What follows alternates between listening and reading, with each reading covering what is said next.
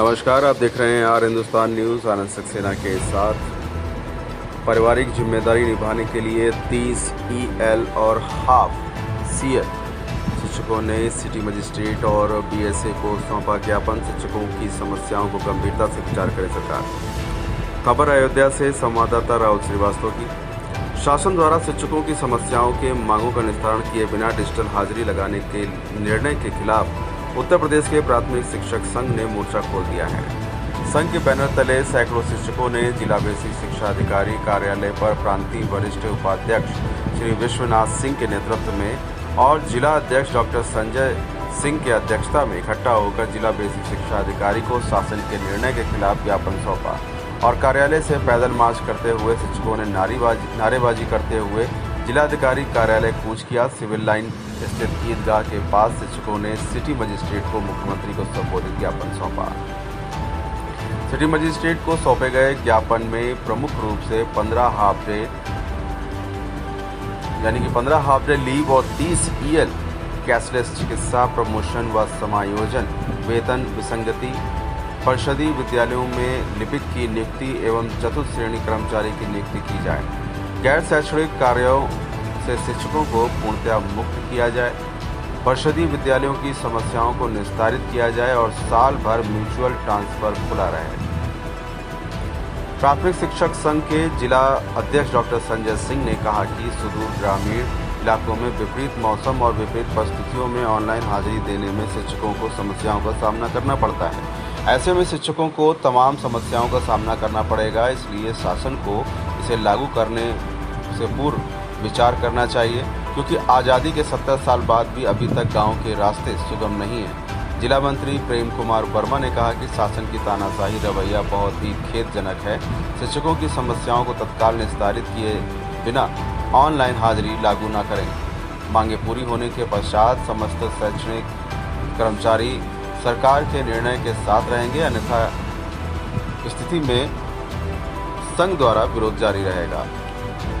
ज्ञापन में प्रमुख रूप से जिला कोषाध्यक्ष सचिन त्रिपाठी, रुदौली से आलोकेश रंजन, ब्लॉक अध्यक्ष अशोक यादव, मंत्री अशोक वर्मा, कोषाध्यक्ष फूलचंद हरिंचनगंज, ब्लॉक अध्यक्ष रंजीत यादव, मंत्री प्रमेश पांडे, कोषाध्यक्ष फूलचंद, सरोज भास्कर यादव, मनुजेश यादव, अनुज सिंह, अनूप द्विवेदी, अनिल पांडे, संजीत यादव, BP दुबे मिल्कीपुर, ब्लॉक अध्यक्ष चंद्रशेखर, मंत्री राजेश कुमार, राम नागिना, कमलेश गोस्वामी, बीकापुर से प्रियाकांत पांडे, DD उपाध्याय, गुलाबचंद, अखंड गौतम आदि उपस्थित रहे। फिलहाल आप सुरक्षित रहिए, जुड़े रहिए आर हिंदुस्तान से। नमस्कार।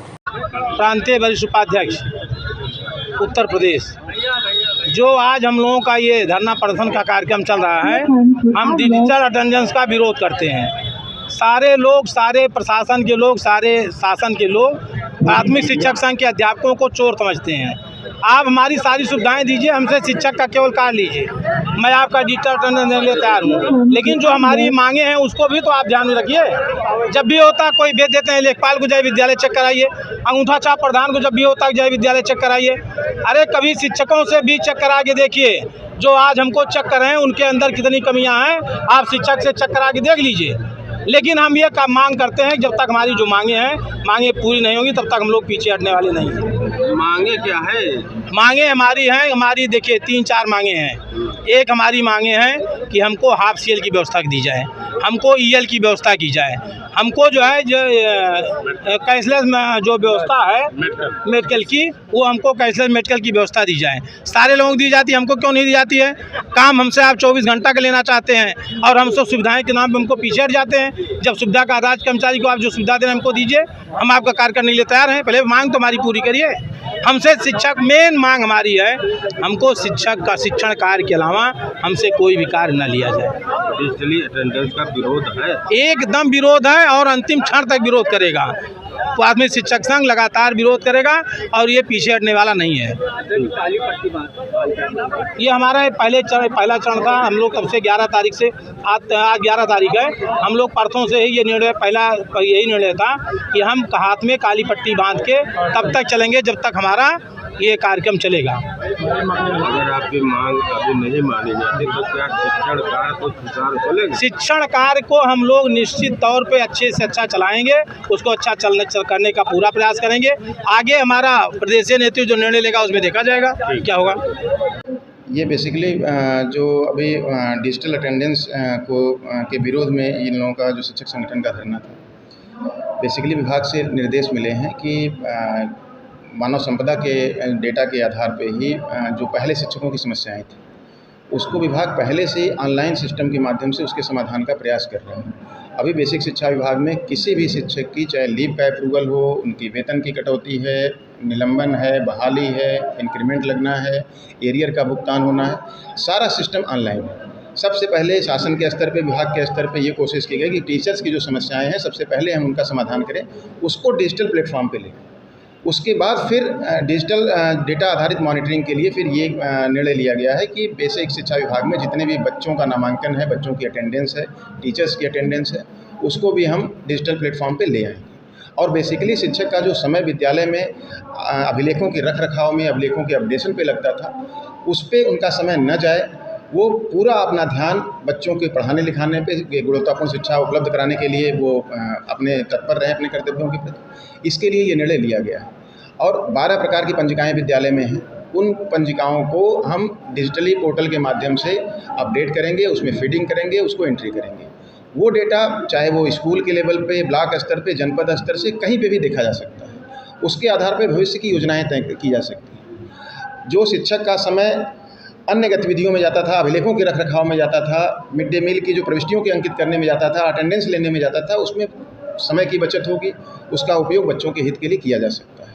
तो ये सभी सारी वस्तु स्थिति जो सारी कवायद है वो इसलिए की जा रही है कि बच्चों का नामांकन विद्यालय में बढ़े, गुणवत्तापूर्ण हम शिक्षा उपलब्ध करा पाएँ, तथा साथ ही साथ शिक्षकों की जो समस्याएं जो स्कूल से व्यवहारिक कठिनाई आ रही थी उसको भी दूर करने के लिए सरकार ने और विभाग ने ये निर्णय लिया है। और उसी के तहत हम लोग जो है विद्यालयों में मोटिवेट करके शिक्षक संगठन को समझा बुझा करके उसको लागू करने का प्रयास कर रहे हैं। ये जो डिजिटल जो है अटेंडेंस है, इसको लेकर ज़्यादातर हमको अनुभव हो रहा है। डिजिटल अटेंडेंस जो टीचर्स की है उसको लेकर के इन लोगों का विरोध है कि हमारी डिजिटल अटेंडेंस क्यों हो रही है। तो उस पर मैंने अभी आप लोगों ने देखा कि मैंने वार्ता भी किया शिक्षक संगठनों के साथ कि कोई भी जो भी अटेंडेंस हो रही है वो ऐसा नहीं कुछ नया हो रहा है। हम पहले भी समय से विद्यालय जाते हैं और समय से अटेंडेंस हम देते रहे हैं। उसको हम सिर्फ और सिर्फ डिजिटली माध्यम से, डिजिटल प्लेटफॉर्म पे ले आकर के ऑनलाइन माध्यम से हमको अटेंडेंस दे रहे हैं। जिस तरीके से लोग कह रहे हैं कि दूरस्थ हम है, जाने में कठिनाई होती है, तो क्या आचार्य वगैरह मिलता है? नहीं, जो दूरस्थ शिक्षक हैं उसमें कोई अब उसमें कुछ कहा नहीं जा सकता है, क्योंकि जो पदस्थापन विद्यालयों में होता है वो एक नियमावली के तहत होता है। महिलाओं को पहले दिव्यांगों को प्राथमिकता दी जाती है, महिलाओं को प्राथमिकता दी जाती है और फिर पुरुषों को प्राथमिकता दी जाती है। सभी स्कूलों में जो ग्राम पंचायत में ही स्कूल हैं और ग्राम पंचायतों में बच्चे हमारे होते हैं, प्राथमिकता हमारे बच्चों को गुणवत्तापूर्ण शिक्षा उपलब्ध कराना है। और शिक्षकों को भी सुविधा का ध्यान रखा जाता है काउंसलिंग के माध्यम से। जो समय समय पे पारस्परिक स्थानांतरण भी किए जाते हैं, ताकि जो उनकी अगर कहीं पे कुछ जेन्युइन डिमांड है तो उसको पूरी हो जाती है स्कूल के लेवल पर ले जाकर। तो इसमें कोई मतलब कठिनाई नहीं है।